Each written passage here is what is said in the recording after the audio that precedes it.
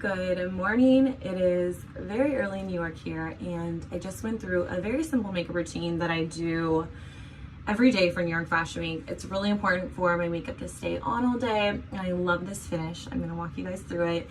It's so important to have products that stay on my face and aren't gonna move, especially because I do my own makeup and I don't want to I don't want to have to stop and refresh and do my makeup again. So I'm not one to bring products with me except lip liner and lipstick, maybe like a tiny bit of powder, but not much. I'm gonna walk you guys through it. I have moisturizer on, and you can see I have quite a bit of redness. Like I said, I have sensitive skin and I have a lot of just patchy, a lot of dry, but sometimes it can be irritation. Like I notice sometimes when I eat spicy foods, my skin will have a reaction too. So my skin's just really sensitive. So the Hourglass Veil is really good. It's the primer, and it also has SPF 15, broad spectrum. When I got married, I did my makeup myself too, and I researched so many different primers of like the best reviews, and that's actually how I discovered the Hourglass primer, was from that day. But the consistency is so nice. It doesn't feel like you're wearing a really heavy sunscreen, and it's also been safe for my skin. I love a foundation that has the consistency of a concealer. I love a full coverage. This one is the color Warm Ivory from the Hourglass, their foundation stick. And I just put a few. It's so creamy, and I just blend in with the brush. It's very lightweight for being a full coverage, which is one of the reasons why I'm obsessed with this formula.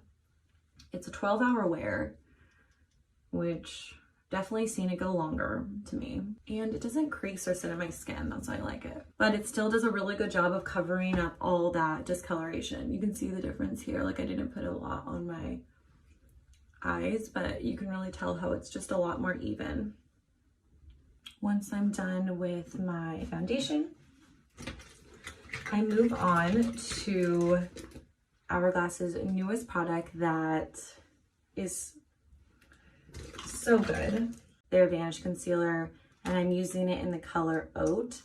You don't need that much, which is nice. I put 3 under each side of my eye, and I put some in the areas that I have redness. I always need a little bit more coverage in those areas, so that's always important for me to have that covered up. And the under eye area with this is just so nice, and this brush is perfect for just reaching those corners of your eyes too. Jaden usually steals my brush because she loves it so much, so I finally got her own for her concealer too. She does a little bit.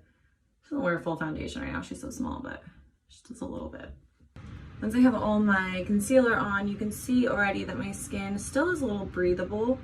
Like it's not fully, it's a full coverage, but it's not a cakey, powdery look, which is why I love the consistency of their products. Next, I will fill in my eyebrows a little bit. I already have pretty thick and dark eyebrows, but what's interesting is I never found an eyebrow brush that was able to match the color of my brows. And there's always like a dark brown, but sometimes they would look red in the sun. So my girl who does my eyebrows recommended me the Hourglass products because she's like, they don't move, but also it's they come in a natural black, which matches your brows, and it was so good. I use 2 of the Hourglass brow products. So the first one I use is the Hourglass Arch. It's the Brow Micro Sculpting Pencil, and it's really, really thin. It comes in the natural black, which I use, and I use that to draw a little bit of hairs towards the middle because I like my eyebrows to come a little further in. I always draw a line and make sure my eye matches the line of my eyebrow, and then I also draw a line here to make sure that my brows go out to the ends. So I use this because it's so tiny and easy to control to really just get into the little sparser areas. Then I like the thicker one, the brow sculpting pencil, so not the micro, but it has more of a slant tip And I use this to just fill in a little bit of the edges over here. And again, I make sure that they match on both sides too. Once I have my brows filled in, I do a little bit of the Hourglass Arch Gel, and this just really helps them set into place. And I like to brush them up so they just like look more full too. Thing is that I love about their brow pencils is I literally used other pencils before I switched over to using this one. And say I was sweaty or running around and I would rub my face, I would look in the mirror and I would have like a darker mark from my brow pencil moving around in my face. So this is so nice. It's never happened to me. It stays in place, which is hugely important for running around on a busy day of fashion week. I don't want to feel like my makeup's falling off or moving out of an area that it's not supposed to be. So far, I feel like I could literally go like this. Like I mean, I'm not fully ready yet, but my skin feels prepped, I feel fresh, I feel like I have a very good base going on. A very good makeup artist told me this trick. So you always want to do your lip liner or your lips before you do any blush or mascara, because it allows you to really know what kind of coloring you're putting on for the rest of your face. I love a nude liner. This one is the Hourglass Panoramic. It's like a little bit of a lighter pink, so it's just more of a natural lip line. I'm just go on the outer corners and fill it in. Again, because I'm trying to set everything all day and have it stay, I do this first, and then Hourglass just released the Confession lipsticks, and they're so good. This color in Every Time is such a pretty nude, which is why I wanted a little bit of a pinky lip liner, so that it was not such a heavy dark brown. Okay, I just added a little mascara.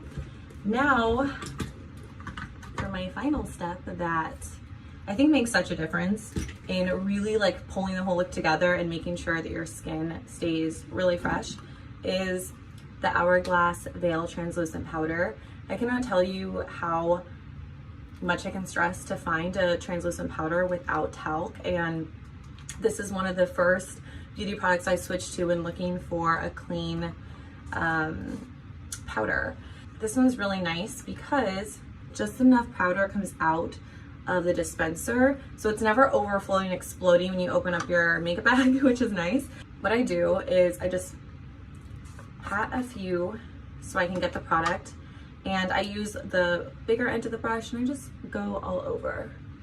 And without talc too, you'll notice that it's not chalky and it's a very smooth but not powdery look. It just sets everything and pulls it all in together.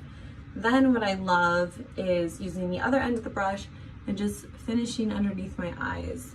Just a little bit more of that brightening effect, which is also why I love putting on a lipstick or a liner before I finish all this, is because it allows me to know I'm not overdoing on any part of my makeup. It just keeps it all even. And there you have it. That is my kind of no makeup look I do for Fashion Week each day. And then if I wanted to add on a cool liner or change up my eyeshadow later or add a dark liner, then at least I don't have to redo my whole skin. It'll just stay in place. If anything, I can just do a little bit of touch up on the powder underneath. Sometimes this area gets a little shiny for me, so I'll just do a little touch up here during the day. But other than that, I'm good to go.